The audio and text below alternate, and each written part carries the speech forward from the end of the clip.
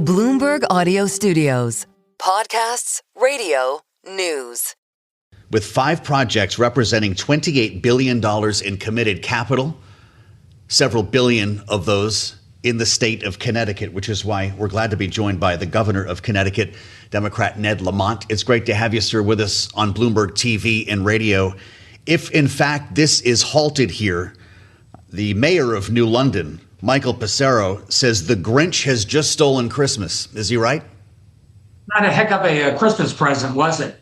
Look, you just heard the president say he doesn't like wind power, but he's not going to interrupt things that were permitted a long time ago. Our wind, Revolution Wind, was actually permitted under Trump 1 back in 2018-19, so a long time ago. So this was a real shock to our system. They did it to us over Labor Day as well. Remember, they had a stop work order. No warning at all. This time they've pulled the permits. And we've got to fight like heck to come back, because you're never going to bring down the price of electricity in New England unless we get more generation, and that's what wind power does. Governor, in September, your state successfully won its bid in courts to lift the moratorium that the Trump administration put in when it first took office on wind power. Now the administration is going at it again and raising national security concerns. Some analysts are looking at that and saying this could be a more durable way to essentially do the same thing. What's your take, and do you think those national security concerns are legitimate? No. I think the president said, I don't like wind power. Come up with another way that you can shut it down. And it was only very recently they came up with these national security concerns. I talked to the Secretary of Interior, Doug Burgum. I've known him for many years. I said, I'm not sure this is for real, but if you want to, we'll come down, we'll talk to you about it. We'll bring down the folks building the wind power, the engineers, but don't stop us in mid-construction for the second time in 3 months. You're just blowing a hole in our efforts to bring down the price of electricity in New England. You know, we understand that this project is about 85% complete. It would power some 350,000 homes across Connecticut and Rhode Island. What will happen to electricity bills without the wind farm? More likely to spike. We can't put pipes in the ground to get natural gas and oil. We're just not that type of a state. We don't have that capacity. It's very rare that we can create our own generation. Offshore wind is one way we can do that. And the more generation we have, the less spiking energy during very cold periods. And that means we can save money for electric ratepayers. We want to welcome our viewers joining us from the TV side, Bloomberg TV colleagues.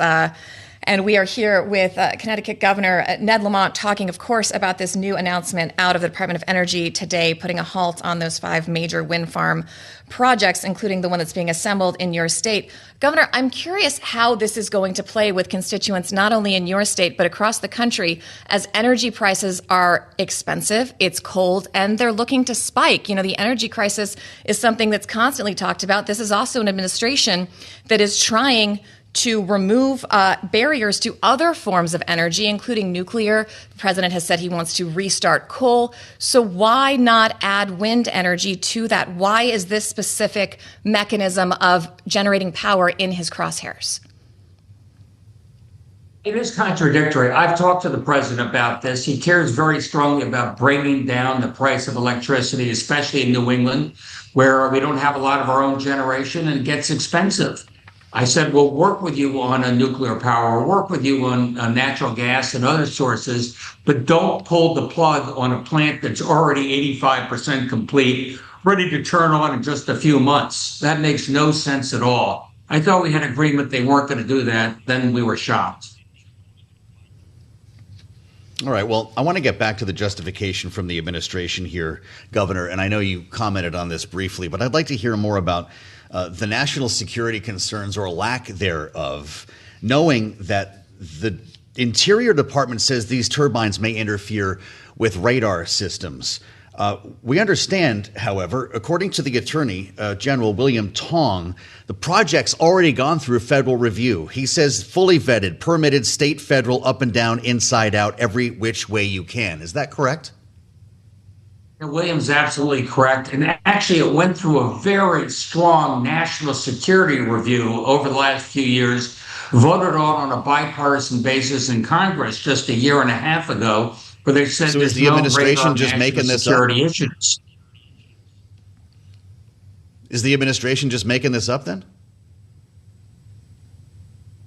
I think so, but look, I'm willing to give them the benefit of the doubt. Get us down there. We'll bring the very best engineers from Orsted, who's the developer. We'll talk it through. But there's no excuse for shutting this down in mid-stride, not in the ninth inning of the ball game. Look, they're seeing drones has changed the world dramatically. They want to take a second look at, onshore radar. It didn't change the world in the last, 12 months. Also, this is not, to a point you made earlier, this is not a new technology. These wind turbines have existed in Europe, much to the president's chagrin, for quite a few years now.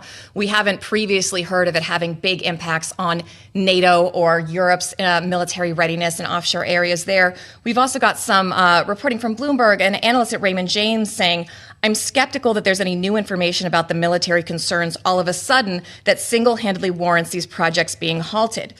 So do you think this is an aesthetic, not necessarily an economic or national security decision? I mean, last time around it was birds and whales. This time around it's radar. I don't know what it's going to be next time. I got to tell you, I come out of the business world. I thought the Trump administration had a lot of business folks and it was going to be a pro-business administration.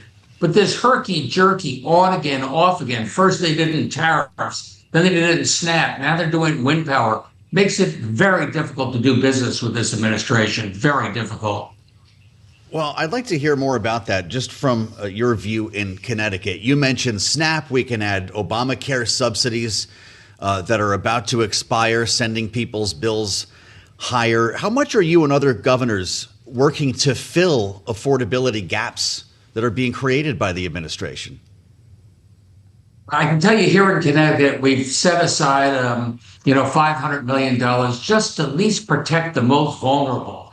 But the idea that you were going to yank food support from working families when food prices have almost doubled in the last 5 years made no sense. And then as Judith pointed out, when it comes to the healthcare subsidies on the exchange, people are going to see their bills go up $1,000 or $2,000. That's a heck of a Christmas present, and that's a real shock to the system. So we made sure that we protected all of our families up to about 128,000. Then we softened the blow for everybody else. Governor, you said you've been talking to the Trump administration throughout this process and about this decision, how they were treating it previously. I'm wondering, did you get any kind of a heads up? Have you spoken to the president since this decision came down? And if not, what do you want to tell him?